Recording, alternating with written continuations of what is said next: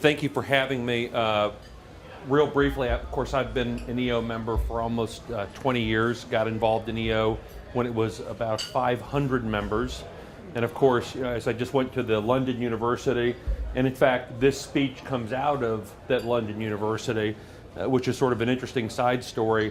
And EO has had a huge influence in my life. As I was telling one of the prospective members, it's the only group that I'm a member of. In fact, gatherings of greater than 8 people or so, I try to avoid them.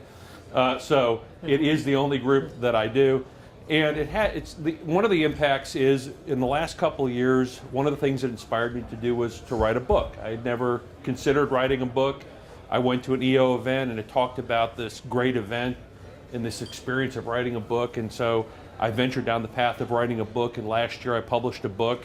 And it was just a great experience to kind of get those thoughts and those ideas out of your head and prove that you could do it. And I encourage any of you that are thinking about that to do it. So I go to the London University, which was phenomenal, by the way, and I started having this conversation with some of the guys from the Oman chapter. And he just, what are you working on? What do you do? And I start telling him about, what I do for a living. And he said, well, tell me something kind of an interesting, thing that you're working on. I said, well, a lot of these cases that we work on these days have a connection to the Darknet. And he said, well, what's the Darknet? I said, that interesting that you should ask me what the Darknet is. And I realized in that moment that I had the potential of what I think makes up a great EO speech. So what do I mean by that? To me, doing a speech in front of an EO group is kind of a sacred event. What it cannot be, in my mind, is some kind of infomercial on the company.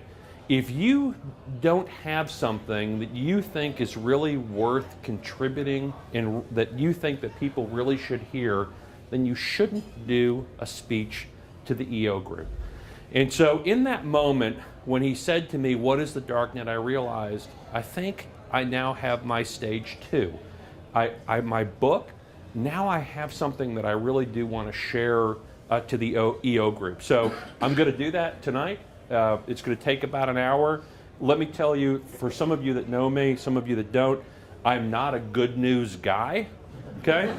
So this is not there is an opportunistic side at the very end of this that I'll describe to you, but I deliver bad news for a living. In fact, I deal in bad news. And that's something that I've done for 25 years, is dealing with darker situations. And I've actually always been accustomed to it. For some reason, it's almost like the Batman movie, I Was Born in the Darkness. I'm actually quite comfortable with it. I understood Bane when he went through that comment. Fortunately, I've stayed on the positive side, not the anarchistic dark side.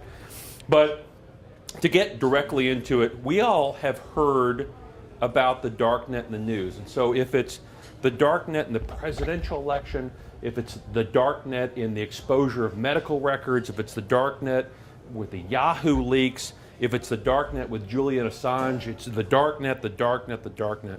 And the fact of the matter is, I realized a lot of people really don't understand what the Darknet is. If I talk to my Judeo-Christian friends, it's almost like discussing hell. And when you grade it, it's like distinguishing the factors between purgatory and hell. It has this mass dimension of endless darkness. I have friends of mine that are literally afraid to type the word Darknet in their Google browser on the fear that something cataclysmic and nearly religious will consume their computer. And so I realized that that's pretty profound. So very quickly, for those of you that don't know me, I've been in the security business for 25 years. I started in the security business in graduate school in criminal psychology at Northeastern University, and I worked at a maximum security prison. And so it was called Walpole State Prison. So if you went and you did a very serious crime in Massachusetts, you ended up in somewhere called Walpole State Prison. It's now called Cedar Junction because Walpole is a city and they figured that the real estate values were getting diminished by being called Walpole State Prison, so now it's called Cedar Junction. But needless to say, it is the end of the line.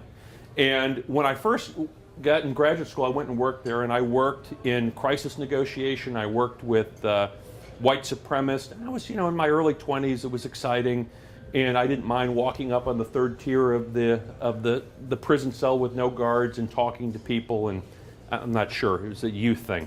But in my life, I've spent 25 years dealing with criminal subcultures, with criminal behavior.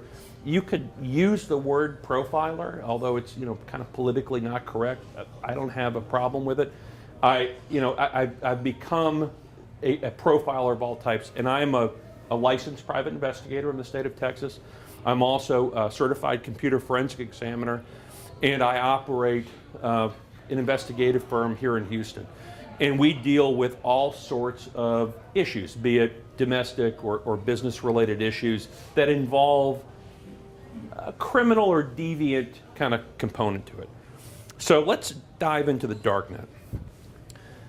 This sort of bland-looking document is really what is the origin of the Darknet, because the Darknet is something that is only accessible in the use of something called the Tor browser. And I'm going to show you all these things. In fact, I'm going to pull up during the evening the Tor browser, and we're going to look at the Darknet together at some point in time here. But it's designed and developed by the U.S. military. So many of you may know the history of the internet. The internet basically begins as DARPA. It's a military investment designed for the United States to survive a global thermonuclear war so that the internet would still work after all of our cities were destroyed. What DARPA was doing here was they wanted a way for our military personnel that were conducting themselves around the globe to be able to get on a normal computer and be able to do web browsing or emails anywhere in the globe using standard equipment, because they know and they knew that our adversary had the same capacity that we had in the NSA and the CIA and all the other three-lettered agencies. If you're in China, you can pretty much guarantee that the Chinese are watching what you're doing, same thing in the Middle East, etc. The first thing that they developed here, again, is what we talk about is the onion router. Now, you'll notice the logo here, and I'm going to try to walk around a little bit. You'll notice that, and the logo is important in the way they talk about Tor. Tor is an encrypted communication tool that has multiple layers. So to make it a very simple description, and again, I'm not a CIO or a tech admin person, so I'm going to put this in kind of plain language to you. The onion router, or Tor, obscures, encrypts, and anonymizes the connection. So let me give you the example of normal internet today. I get on my computer, on Google, I type in CNN. As a forensic examiner, I can go in and I can see this person at this computer, at this IP address, looked at this website, and this is basically what the person looked at. And that's used all the time in order for surveillance and for forensic issues. The onion router obscures it, so both the viewer and what is being viewed is obscured and bounces around through the different layers of the onion. So when you're watching the Tor router and you look at the technical components, your viewing may bounce around to 8 or 10 different places around the globe, so that if I'm a surveillance person, a government entity trying to see what you're doing, it makes it extremely difficult to do that. Does that make sense? Okay. And that, in essence, is what the government designed it to do. And in the initial development of Tor outside of the military, it was used for political activists and eventually for hacktivists. So they were concerned about it. If you were trying to get a story out about exploited labor in China, and you were trying to get the story out to the New York Times, how can you do that? How could you whistleblow and expose without risking your life? And Tor becomes the encrypted, anonymized methodology to be able to do that. And as we'll see in the history of the internet has this evolution where it goes from basically military technology to kind of early stage technical adopters to entrepreneurs, early stage entrepreneurs, deviants and criminals, sometimes all of the same person, to normalize commerce. At this stage, it was really still more in the phase of military and early adopters. In fact, it ends up with kind of three segments of the internet today. So the clear web is what we think about as normal internet. Google, Netscape going way back, etc. Deep web and dark web are terms that are sometimes incorrectly used. The deep web, when people talk about deep web and they say, well, the internet is 100 times, 1,000 times larger than what you can explore, what they're really talking about is all this data that is not connected and indexed online. So, the medical files at hospitals, legal records, research at universities, it's non-crawled data that is really kind of irrelevant to us in many ways, and it's private. The Darknet is the sub-level of the internet that is only accessible using the Tor or the Onion router, and the extensions are what they call .onion extensions. So if I tried to look at any of these Tor sites without the Onion router, I would see nothing. It would just basically be an error. This graphic kind of describes it fairly well as an iceberg, the middle being all this sort of unindexed information, the Darknet on the bottom here today, and we'll get into this, it's mostly illegal materials today. So this concept of this, military communication, yes, that is certainly used. The concept of whistleblowers, yes, that's certainly there. But the majority of it in today's world, and I will tell you, this is very important, when we talk about why is this relevant to you, this is only the case now. I predict in the next 5-10 years that will normalize. And what you now is mostly criminal activity using the Tor router, you will see a lot more activity of normal business commerce being conducted in this secured manner. So around 2012, 2013, we started seeing cases that were normally cybercrime cases from the ClearNet and starting to get some indications that something material was going on online that was different. A case in particular that I'm reminded of is in the 2012 to 2013 area, we had a case of a woman that died from a drug overdose.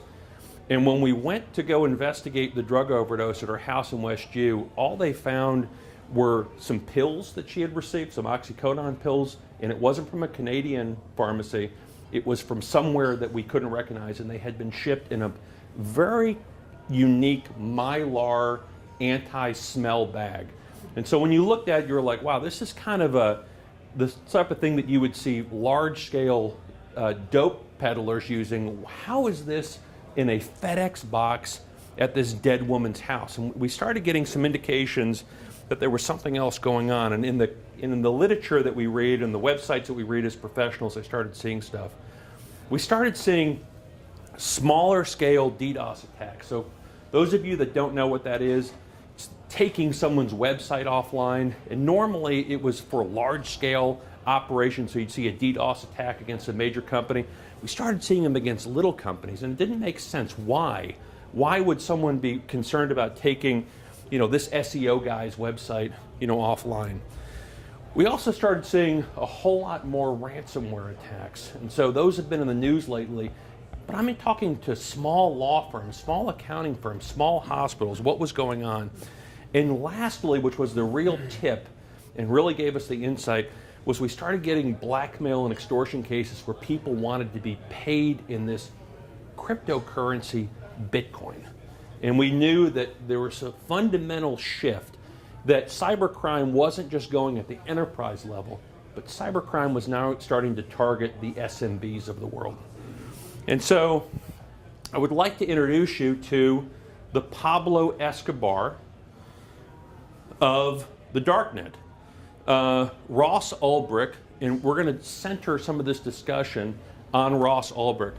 Ross Ulbricht is the Sergey Brin. He is the Mark Zuckerberg of the Darknet. And this was one of an early photo that came out when he had his first entrepreneurial startup that was based out of Austin. This gentleman at this time was in his early 30s. He lived in Austin. He went to University of Texas in Dallas. He got a master's degree from UPenn in some form of crystallology. I read the master's thesis. I can't even explain it to you. It has something to do with forming crystals for solar panels. And when you see his initial picture, the only indication that this is a little bit of a different, smarter person, and I will tell you, could have really been any EO member, all right, except the fact you'll see he tipped over into the criminal realm. He really had this intense thoughts and beliefs relating to libertarian philosophies and Austrian economics, which many of us share. This is a picture of his family. It's him with his grandma, and you can see not a particularly scary looking Scarface, Pablo Escobar type person. And this was his first entrepreneurial endeavor after he left graduate school. So many of us in EO will identify this as a failed business idea, a terrible business idea, the lucrative used book in an unfriendly warehouse environment. I mean, what could have possibly have gone wrong with that business idea?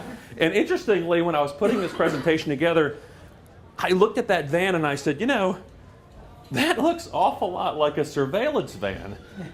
Were you thinking that when you saw it? And I thought, because he got his criminal enterprise that we'll talk about here in a moment, Silk Road, going while this was failing. And I always sort of wondered maybe that was a surveillance van. If not, it could be. Let me play this video. In essence, this is Ross Ulbricht talking to his friend, and they're talking about Ross moving to San Francisco, getting involved in a startup. And when you listen to this conversation, he sounds like an EO member. So Ross, how did you come to live in San Francisco? You twisted my arm until I said, fine, I'll come. I get a phone call from Renee. Ross, call me up. I got an opportunity for you. I'm like, okay. And he's like, yeah, I'm doing this startup here in San Francisco. I want you to be a part of it. The more I thought about it, and the more he laid out the pros and cons, the more it all just seemed like cosmic and the right thing to do. So, yeah, I bought my ticket, and 2 weeks later, I showed up at his doorstep. This is an EO. He's talking about going for a startup. He's going all in. It's about his passion. But he really had struggled as an entrepreneur, and he was looking to the person that had the biggest influence in his life. So many of you may recognize Ludwig von Mises, the kind of father of Austrian economics. Many of our libertarian-leaning friends, this is a major figure in all libertarian thinking. Ludwig von Mises had kind of a fairly radical view of free markets, and Ross Ulbricht saw Ludwig von Mises as a very important person in the way that he was thinking about doing his big impact passion business, right? Of course, it didn't turn out so well for him, but I want to look at some of these terms that have been used to describe him and other people that are in this endeavor. So we have this term cypherpunk, cyber anarchist, libertarian. So some of these different ideas really are very appealing and pure in many ways. And the concepts have to do with the importance of privacy, right? And the belief that communication online should be private, that transactions online should be private. So cypherpunks believe in encrypted communication, they believe in encrypted payments, and they believe that only when this sort of level of privacy engulfs us all online will we truly be free.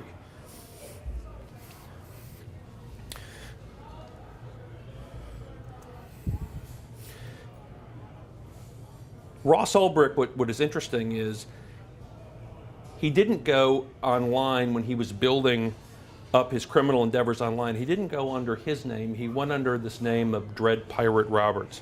And so some of you may recognize that name. It's a character from The Princess Bride. And the character, which is unique in the way that he thought about himself in The Princess Bride, there's a scene of The Princess Bride where Dread Pirate Roberts introduces himself to one of the characters, and she says, "Who are you?" And he says, "I'm Dread Pirate Roberts."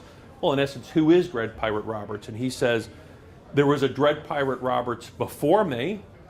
I am the current Dread Pirate Roberts, and there will be a Dread Pirate Roberts after me." So in other words, it's this Batman-like character, this Superman-like character. So contrary to the way that we think about normal criminals who have this big narcissistic, psychopathic personalities like a Pablo Escobar or any of the other mafia dons that we could think of, in his realm, it was best to be invisible. In fact, he would have been fine with no one ever knowing who he was and allowing his political thoughts lead instead of him personally. And so this is what he creates. So by 2011, 2012, this site comes online on the Darknet. Now remember, you could only have accessed it via the Tor router, which, by the way, I'm going to show you, you do not have to be a technologist to be able to access. It's very simple. And he made a very simple, easy to use website that he believed represented the best ideals of his libertarian philosophy. It was the ability to buy, at this time it was mostly drugs, and it grew, and I'll show you, into weapons and malware and all sorts of things. But initially it was this libertarian idea that people should be able to buy and do these things as they see fit. And what I always found interesting, and this EO group will sort of understand that, he was a true an entrepreneur. He just happened to be a criminal entrepreneur, but the fact that the laws of society said that he couldn't do it was really not that relevant to him, right? He envisioned a period of time in which free commerce should happen and that you should be able to purchase drugs legally, and so he just did it. Like, I think we can all sort of recognize, where this sort of intense entrepreneurial vision. And you can see some of the initial things that he came out with. It was a consumer-centric site. It was very Amazon-like, very eBay-like. It wasn't like one of these early tech sites where you really had to be a technologist to kind of understand it. You could be just an average consumer and kind of understand what it is. And I'm going to get more into this. Let me be clear about this for the group. And anyone who knows me personally knows this. I am not advocating that people go and do things illegally online. In fact, if you know me personally, you'll know I'm very militantly anti-drug. Okay, but I think it's important for people to understand what is going on online, because let me tell you something. I am not going to show you anything here that your 18-year-old plus kid doesn't already know about. If you've got a kid in college, the chances that they're buying drugs from a dope house is very low. The chances that they're buying dope online is very high. And they know you don't know, by the way. This is one of the Wired editors kind of talking about Ross Ulbricht and talking about this mixture of the kind of character he was. And he makes a couple interesting observations. The Dread Pirate Roberts to me seemed to be kind of the most interesting figure in that whole world. On the Silk Road forums, he was constantly posting these manifestos and love letters to his users and libertarian philosophical treaties. And he even had like this Dread Pirate Roberts book club where he hosted discussions of Austrian economics and free market philosophy. At the same time, nobody knew who he was. He had never spoken to the press before. And again, this goes back to my days of working in the prison. The psychopaths and narcissists that I work in the prison, you had no doubt who they were the moment that you walked in the prison yard. The leader of the Aryan Brotherhood, it was very clear who that person was.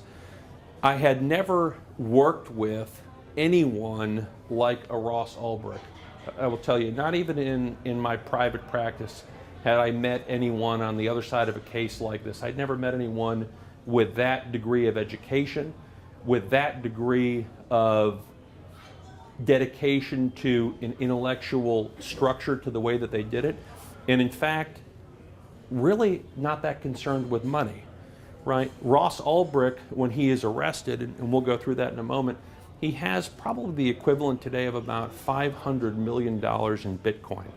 But he lived in a second room at a rented flat in San Francisco. He wore secondhand clothes. This was not someone driving around in a Lamborghini with stacks of Pablo Escobar cash. So if you look at the old drug lord, and I don't know if any of you have seen this on Netflix or HBO by Pablo. It's a fantastic film series, by the way. It gives you a real sense of Pablo Escobar. In the new drug lord, you will see there's a lot to be learned. And so let's discuss some of the things to learn. The first place to learn is his visual cues when he's arrested. So this is where Ross Ulbricht was arrested. This is a library in San Francisco. He's actually sitting in the children's section.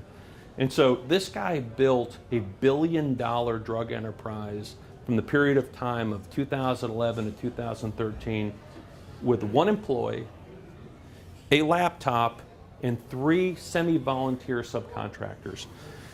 This is an important picture because the feds were able to catch him with what they call hands on the keyboard. So for example, if I'm going to make a claim against Donna that she's cyber stalking you, how do I go about doing that? Well, it turns out it's actually fairly difficult because I could say Donna was on this IP address here and you were here, but how do I know that that's Donna and not Hannah? There's no way for me to really know unless I have quote unquote hands on the keyboard. So when the feds went to arrest him, one of the DEA agents who was undercover in his Silk Road network as one of the suppliers reached over and kept the keyboard open so that he couldn't close it and have the thing encrypted. So they were able to prove hands on the keyboard. In fact, that's the way they were able to take the Bitcoin out of his account. And the government was in possession of that Bitcoin. Ross Ulbricht also made money not as a drug seller, but in running the network. So he made a percentage piece on all the transactions that occurred, and he innovated in a number of interesting ways. So at his conviction, and you get to see how impactful the government saw this Google-like event. I mean, in the Darknet, this is an Uber-level event, right? Everyone's always saying the Uber of this, the Uber of that. We think about it, and we may dismiss some of these things because of an ethical and moral framework. If I was a criminal, I would look at him as proof of life of a concept. Some guy created a $1 billion company out of nothing. The government also understood the impact of what he had done, and he received 2.5 life sentences. Okay? And he innovated in a lot of very interesting ways that will have an impact in the way that all of us do business legitimately. First, which was impressive, he started a company from zero to over $1 billion with absolutely no capital. Zero capital, no VC, there was no, turns out it's difficult to get private equity backing on a darknet drug supermarket. You don't know. You don't, maybe not. He was able to show how Tor was being able to be used on a consumer level, so he was able to transcend the military and tech geek community. If any of you, and we're not going to get too deep into Bitcoin in this presentation, I could do a whole nother presentation on Bitcoin. If you're not following Bitcoin, you're making a mistake, by the way. There's a lot to be learned and understood in Bitcoin. Bitcoin would not exist today as the leading cryptocurrency if it hadn't proven itself on Silk Road. And people will ask me sometimes, is Bitcoin a scam? My answer, there's $1 billion of drug transactions that prove it's not a scam. Okay, and all the criminals that I've dealt with, there's no criminal in the world that's going to sell you his bag of cocaine for nothing. Okay, that cryptocurrency has value, or it just wouldn't have existed. Lastly, he created a user community that's self-regulated. I'm going to show you that here in a little bit, but he was able to sort of MC this community, take a small transaction fee off of it, and resolve conflicts between buyers and sellers that were completely anonymous. And in fact, the last and most important thing that he was able to do was and this is critically important, is prove that transactions are possible in an untrustable environment. So in other words, he was able to show that pirates can do business. And in fact, the online world is in fact extremely untrustable. Two things occurred that made Ross Ulbricht and the Silk Road possible. The first one is Bitcoin. So in 2008, during the height of the financial crisis, this mysterious figure, not as mysterious as Dread Pirate Roberts, comes out, Satoshi Nakamoto, and comes out with the Bitcoin. And again, I'm not going to go too far into the Bitcoin, but the Bitcoin is really proven in large-scale mass adoption in Silk Road.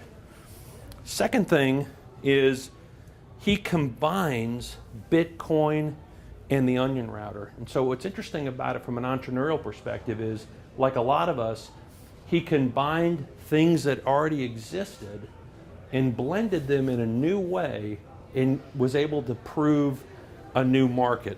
The Silk Road's success was largely due to an innovative combination of Tor and Bitcoin.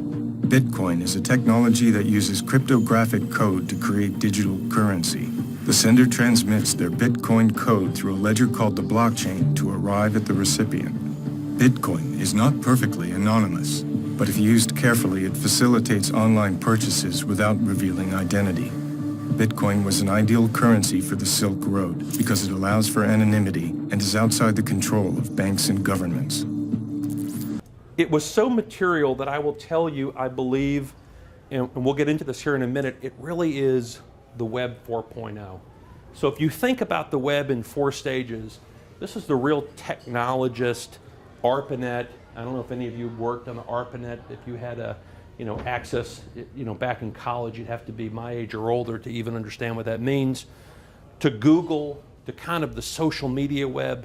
But this piece here, the Tor network, is really what's coming, because a lot of us are realizing that this cyber crime issue that we're all dealing with, it's real, right? It's not going away. It's deeper than what most of us even understand, and it's going to affect all of our businesses. And we're going to have to adapt and understand that this share more, share all concept is really putting us all at pretty great risk. And we have to appreciate and understand, again, and I learned this when I was, working in the prisons. A small percentage of the people that I worked with were really just horrible, psychopathic, evil people. The majority of them actually weren't. The majority of them were entrepreneurs that crossed over to the dark side. They were people that had made some horrible decisions. And when I removed my moral and ethical framework and experienced them just as human beings, I learned both positives and negatives. The same thing is true with the internet. So if we stop for a minute and say, oh, Ross Ulbricht's a horrible guy, he did all these horrible things, we really are ignoring some of the history and the truth of the internet, right? Great innovations on the internet have actually pretty regularly come from criminal endeavor, right? For those of us that were working on the internet long ago when it first started, the chat rooms were pretty salacious. They weren't really there to conduct legitimate business. Napster and BitTorrent was piracy in just another form. Pornography and the video compression and encryptology that went along with that really led a lot of the things that happened. Gambling, illegal gambling online helped to lead the way. And in many ways, criminal culture has helped to lead internet culture. I think at this moment in time, prior to us fully acknowledging and understanding the culture that we have created, this open culture, I would tell you 10, 15 years from now, cyber criminals will talk about this was the golden era and the greatest time in their criminal lives, okay? It really is the golden era because we're still caught between share it and encrypt it. And I don't know if many of you have ever heard the word that cyber people use when they describe the non-digital world as the meat world. Have any of you ever heard that word? It's sort of an interesting discussion, but the way that they talk about normal criminals in the meat world they criticize them because what they find is their business models aren't so great, right? If you're going to be a local criminal here in the Woodlands and you run a chop shop stealing stolen auto parts, there's a lot of problems with that business. It's highly localized. It's a difficult group to fit in. No one's just going to let you get in the chop shop business. Capitalization for startups is difficult. The skill sets are harder, and what I mean by that is if you're going to go in the criminal pursuits, you better be ready to do time, and people that are hardcore criminals know that. In fact, they look forward to going to jail because that's one of the ways that they learn new skills, right? I mean, they have to keep their skills sharp. The skill sets don't transfer very well, so you can't very well go from a chop shop worker to working in a normal world. The penalties are very high and they're very well defined, and there's a competing business model. So one of the insights I will give you is I see all kind of criminal activity as a business model. I don't apply a moral and ethical standard to it. So there's a business model going on there. There's another competing business model, which is the law enforcement world. And if you ever talk to any cops, they'll tell you, good thing that there's crime because it keeps us in a job, right? The same thing comes into play into the prison industry and the private prison industry. And as a society, we pretty much have well-defined criminal versus non-criminal. In fact, if you look at the traditional business world, in the traditional criminal model, the prison population in the United States is about 2.4 million people. An estimated 1 in 12 walk around with a serious felony conviction. That means the active criminal population in the United States is between about 20 and 30 million people, or about 10% of the population. And if you look at this pie chart of showing you the people that are in jail, I want you to notice something interesting about that pie chart. There's no cybercrime. And in fact, in the Federal Bureau of Prisons, there is no classification for cybercrime. So this slide will make sense to you. And by the way, this was very difficult to find. Okay, so if you want to look and say, we're all going nuts about cybercrime and the darknet and all this stuff going on, well, who's going to jail? Okay, no one is going to jail. Other than Ross Ulbricht and a few other people, no one's going to jail. Proof, 56,000 felony criminal cases in 2014 cases, 194 computer fraud, more cases for environmental crime, and you can be in the Federal Bureau of Prison for crimes against the mail, as in U.S. mail, but not for cybercrime. So the criminals know that from a law enforcement perspective, we are way behind. And let me tell you, from a personal perspective, I will tell you this, law enforcement is way, way, way behind. If you're dealing with a cybercrime issue and you think that the police up here in the Woodlands or Spring or HPD is going to deal with it, you are wrong. And even the FBI, unless you're the son of a senator. So if you look at Tor today, and so you'd say, all right, they put Ross Ulbricht in jail for 2.5 lifetimes. It's a pretty serious crime. Did it have a dent in activities on the darknet? Absolutely not. So you went from having a handful of drug sites and weapon sites on the internet, on the darknet, to thousands and potentially hundreds of thousands because it's hard to index all of them. And if you look at some analysis, you'll see, well, maybe it's a lot of whistleblower sites. No, it's drugs and every other sort of ugliness that you can imagine that is filling those darknet sites today. So I'm going to give you a hands-on view of how do you access the darknet. Now again, let me restate, I'm not encouraging you to do anything illegal. There are plenty of legal things to do on the darknet. You can look at the whistleblower sites. There's some interesting alternative news sites that are on here, but there is an awful lot of illegal activity that's going on too, and I'm not encouraging any of you to do that. Yes? Is that okay if I ask a question now? You want me to wait? Yeah, let me finish, if you don't mind. And I'm gonna try to demonstrate it here. I got it going earlier on the Wi-Fi, and hopefully it will work, but I have a backup video, thankfully with no audio, by the way. So the first thing you do, does anyone here know what a VPN tunnel is? I know a couple of us are technologists. So in essence, a VPN tunnel is obscuring my IP address, right? So if I'm gonna access Tor, I want to try to obscure myself to some extent. I would use a VPN tunnel, and you can use any sort of VPN tunnel that's available. Second thing you do is you download the Tor browser. Now remember what I told you. This is a government-funded 501c3 organization, mostly funded by the US government. You can go to Tor and download. It's a legitimate browser. It's not going to infect your computer with all sorts of malware, I don't think, unless it's the NSA doing it, and that's a whole different conspiracy theory. And the third thing I'm going to do is I'm going to buy Bitcoin. So you can go to any legitimate Bitcoin supplier, Coinbase, etc., and buy Bitcoin. There's an extra step of security which is called tossing Bitcoins, and I'm not going to get into too much here, but you're removing all traces of identity from these Bitcoins. So let me see if I can pull this up. All right. So you see this Earth globe on the bottom? That's the Tor browser. So if I clicked it, I already opened it up beforehand. I'd open it. It's delayed a little bit, but it would come up. And I would come up to a site that's called, one of the ones that I'll use is called Grams. And Grams is the Google of the Darknet. So it's indexing all of these sites. And it's giving me, so for example, go ahead and let's say I want to look up credit card fraud. Is that good? Okay.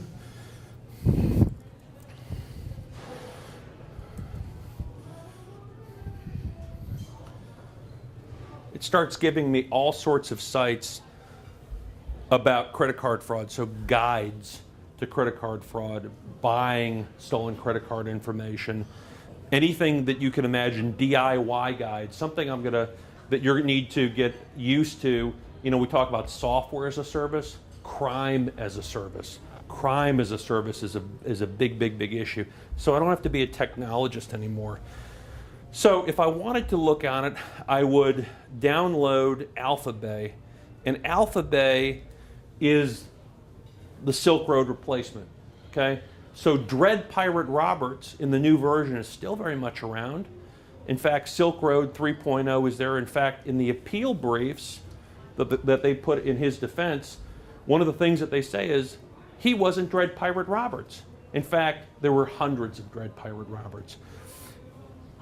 And one of the things that they say is, how in the world did you even find his server? That's a whole different esoteric legal discussion that I think centers around U.S. intelligence. But if you see this site, and let me blow it up here for a second, you can see a very well organized website. So support tickets, forums, feedback. So let's look at this cocaine available. And you're going to see a number of Amazon-like features. So it's going to pitch it to me. It's going to tell me how trusted the vendor is, and it's also going to give me some feedback on the supplier. And you can see this feedback is in real time. Super quick, great shipment, always on time. I mean, it is an eBay, and it gets a lot darker into counterfeit items, into guns, and this is one of, literally thousands of sites. You can see the Bitcoin transactions up top. So let me skip past that because I was able to get on live. So this is a sample of the sites that are available, a tiny sample. There's a site that you can look at called the Hidden Wiki, and it tracks thousands and thousands and thousands of these .onion sites of all kinds of things that you can imagine. And you can search all the different types of sites that you want on those things. But you get into, and I showed you the drugs. I want to skip ahead to one that's interesting here. Okay. This was fascinating. Insider stock information. All right. So this is a Darknet site that trades on insider stock. How do I get access to the site? I have to give them insider stock information that's new and valid. So I've dirtied myself by getting into the site. The same way, and I'm not going to talk about child pornography and kiddie porn here, but the answer is yes, there is a lot of it on the Darknet. Interestingly enough, and it models other things that I saw. in criminal subculture and jail, actually a lot of these sites exclude child pornography and other violent sexual crimes. Like I saw in the prison, most quote-unquote stand-up cons or legitimate criminals don't like sex offenders or people that hurt children. In fact, there's whole sites that turn them in online, which I find fascinating that it's replicating those things. Hackers for Hire, okay? And I really don't like that show, Mr. Robot, okay? And the reason I don't like that show is the guy has the stupidest look on his face the whole time, all right? These sites, and I've interacted with a number of these people, you're talking about PhD, master's level specialists. So if you want to hack, and I found it hysterical, by the way, during the election with the Podesta email hacks. You know, the hack that got Podesta, by the way, and I'm not talking politics, I'm not taking sides here, was literally malware and clickbait that I could buy online on the Darknet for 10 cents, okay? It was not this level of hacking that I would have to break into, you know, Bracewell or something. I mean, if I want to hire a hacker, and by the way, how much do you think a PhD level hacker costs an hour? Any guess? A number? 500. How much? 500. 200. 200. And that's scoped, framed, proof, before payment, reviewed, very well done. Hackers for Wi-Fi hacking, specialists. This is an interesting one, reputation damage. So if I have a competitor or an ex-wife that I want to spread ugliness online, and I don't want it to come back to my website so that some crafty forensic examiner like myself can prove that you did it, okay, I hire this guy, pay him in Bitcoin, and then, by the way, that's $50.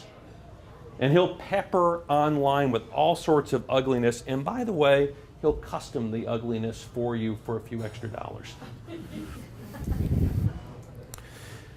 During this last election, I heard a lot about, you know, discussions of illegal people coming into the country illegally. I thought the whole thing was hysterical because the amount of quality documents that are available online is tremendous. I could get passports for countries all over the world, and I'm talking about ones that pass at the border, okay?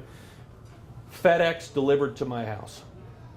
Now, if I want to order it right now, if someone bet me, I could place the order online in Bitcoin and have it FedEx at your office tomorrow.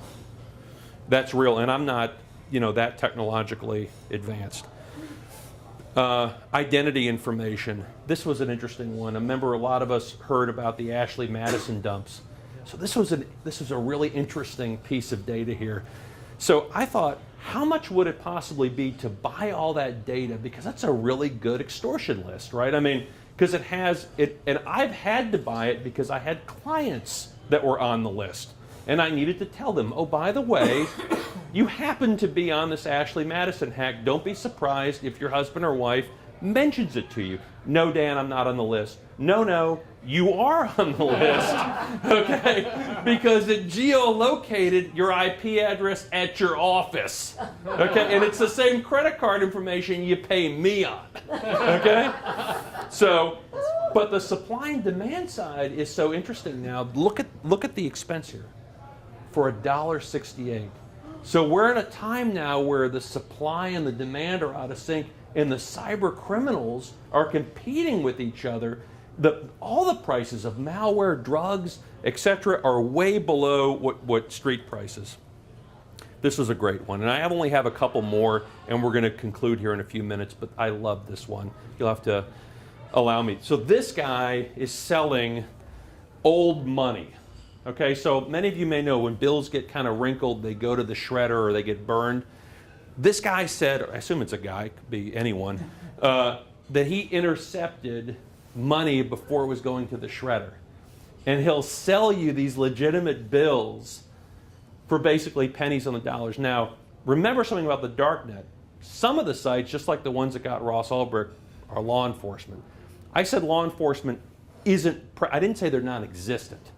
Okay, they're working on the high-end crimes. They got Ross Ulbricht because he was a threat to national security. Dollars to donuts that this is the Treasury Department. because threats to the currency are taken seriously. By the way, I hope I'm right about that. I don't know that I am. So again, it does get dark, and I'm not going to get too deep into the dark stuff, but yes, it does get into child pornography, snuff videos, human trafficking. Let me give you one takeaway on the kid stuff that I find very troublesome and something that you can do.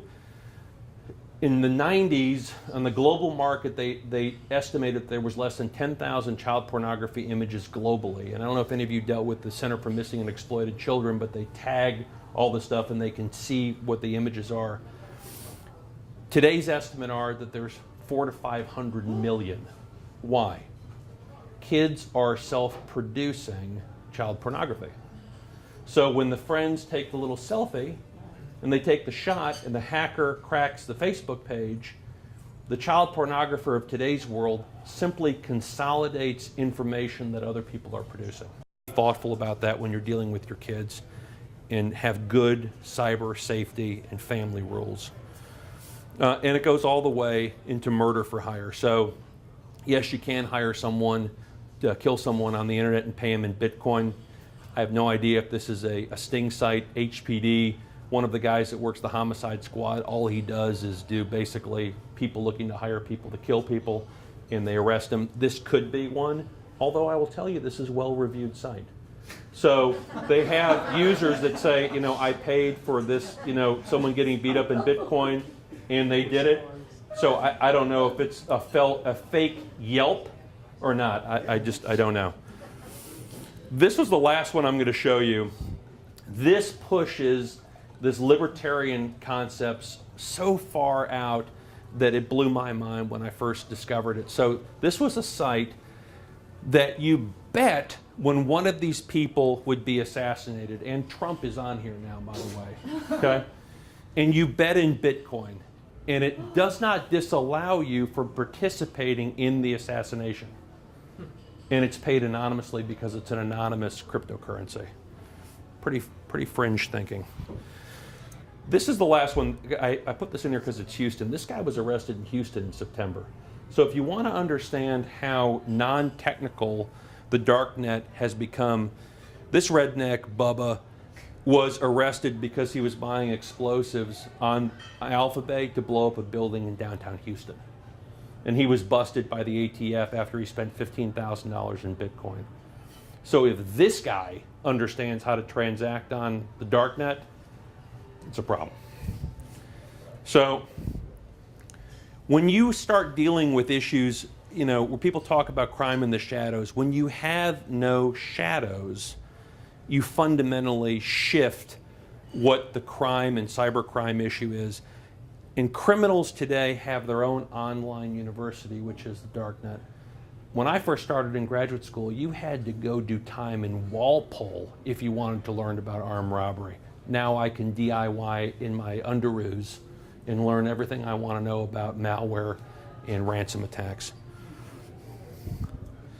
A lot of it has to do, and I'm going to show you this, there's an interesting mixing now between cybercrime and libertarian philosophy.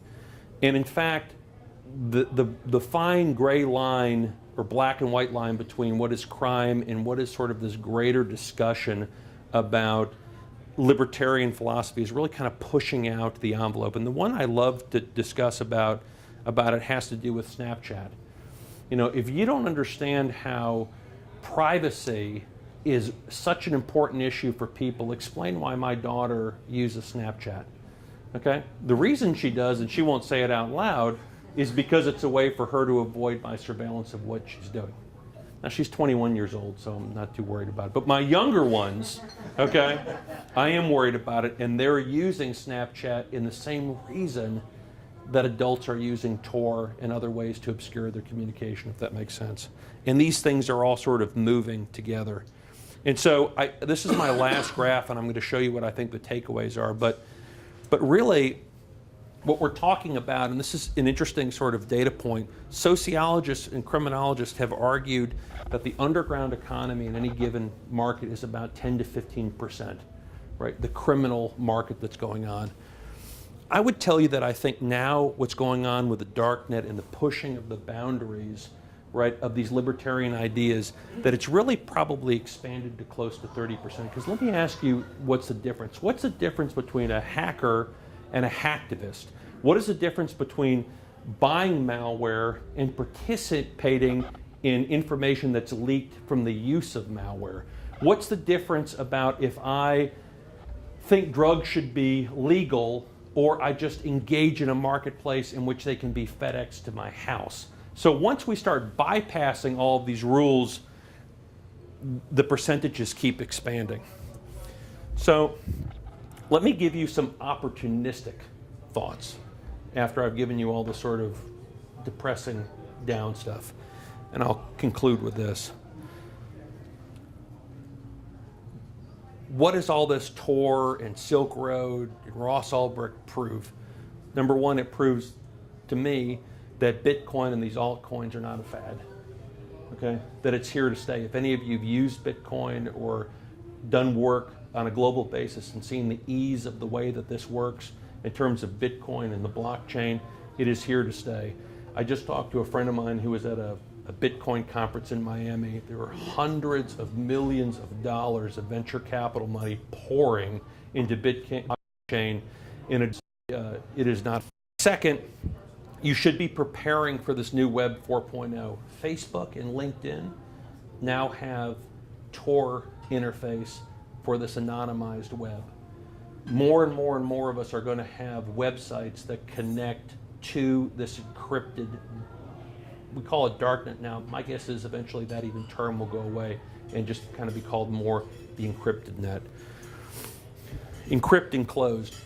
We live in a society now where it's share everything. I think that we're going to look back at this time period kind of like we did in the 80s when we went back and said, what were we doing in the 60s?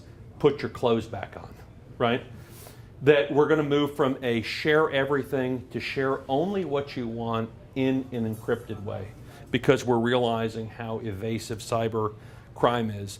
And again, and I mentioned this, your businesses and your children are at risk. These cyber stats that you hear are real. This marketplace of crime as a service is real. I hope I've shown you that tonight, and realize it is designed, by the way, to separate you. You need to take whatever you're doing, you need to reevaluate it, and you need to think harder about it. We publish, this is something that we did here, in the last year and a half. I publish all kinds of free guides. You're welcome to use them, enjoy them. I'm happy as an EO member to help you with any kind of issue that you face. Educate yourself. That's what we produce them for. Thank you.